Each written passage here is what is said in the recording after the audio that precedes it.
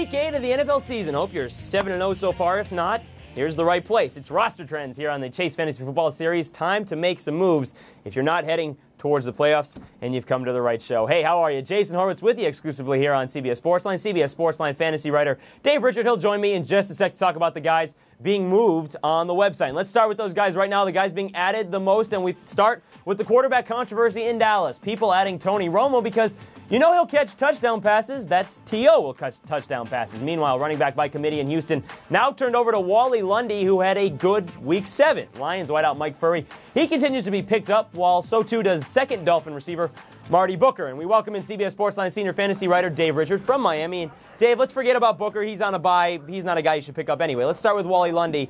He may be a guy that may get some fantasy points as we head towards the playoffs here in fantasy football. There's a lot of reasons to like Wally Lundy. First of all, he's young, he's healthy, and he got off to a real bad start. But now he's kind of got that experience of being on an NFL sideline. He knows what to expect when he gets on the football field.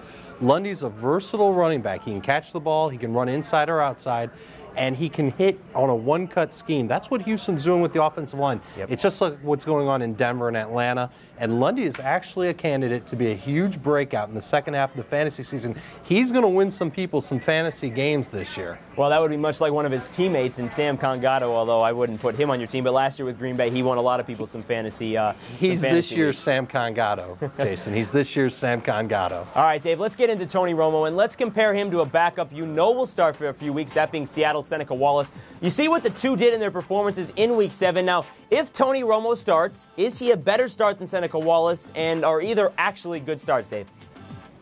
If Tony Romo a good fantasy starter, maybe as like a number 2 quarterback or as a bye week replacement, definitely ahead of Seneca Wallace. Let's just leave it at that. We need to see if Romo can establish any kind of consistency throwing the ball, something like Matt Leinart did right out of the gate. 200 yards, 2 touchdowns every game. If he can do something like that, that's a big feat for Tony Romo, but what's on his side is that he's been with Dallas for a couple of years. Same thing with Seneca Wallace. Both of them have been on the same team that they're on now for several years. They're familiar with the offense. The only thing that's against them is experience. They don't have a lot of experience on the field. So we need to see how that translates before we say, oh, absolutely start them. And we know that both have good receivers, too, and that always helps. That they do. Do you think those receivers in Seattle, Deion Branch and Darrell Jackson, are going to continue to have good weeks with Seneca Wallace at the helm? I see Jackson doing okay, Branch not so much. Wallace's arm isn't that good. It's definitely not as good as Matt Hasselbeck's. And he's also short, so he's going to have a lot of passes tipped at the line of scrimmage. What Seneca Wallace is good at is evading the pass rush, maybe making a play with his legs more than his arm. All right, Dave, let's get into some tight ends. And, let's start with the guys that, for the most part, have kind of been bust this season. People you expected a lot more from. Chris Cooley and Jason Witten combined 41 catches, 2 touchdowns between the two of them. Elsewhere, Dallas Clark, Heath Miller. Neither one has really been as good of a tight end as you would have liked. Let's talk about the tight end position as a whole. 7 weeks so far in the NFL season, 7 different leaders as far as fantasy goes. Antonio Gates, he's the overall leader at tight end, but he hasn't been number 1 in any given weekend. If you take LG Crumpler's past week out, he hasn't been good at all. A couple weeks ago, Jamie and I discussed last week if you can platoon defenses. Can you platoon tight ends as well? Jason, you can platoon anything in fantasy football. You want to platoon your starting running back, you go right ahead and do it. The reason why tight ends haven't gone off to such a great start is because offenses have been throwing the ball downfield more, and it's been making tight ends more blockers or not even in the game. Now what we're seeing is that those tight ends are starting to come back into play because offenses can't rely on going downfield all the time. Now, Gates, he's a guy you got to start every week. I think Kellen Winslow has become a must-start guy. Be a little patient with the Wittens and the Chris Cooleys. Cooley had a touchdown this week.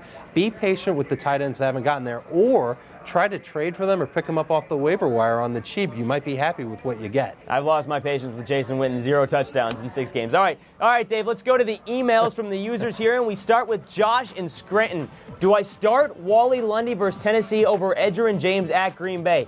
Well, Edge has to break out soon, doesn't he? And I wasn't sure if Lundy is the back, quote unquote, in Houston since they have like 12 of them now. What are your thoughts on that?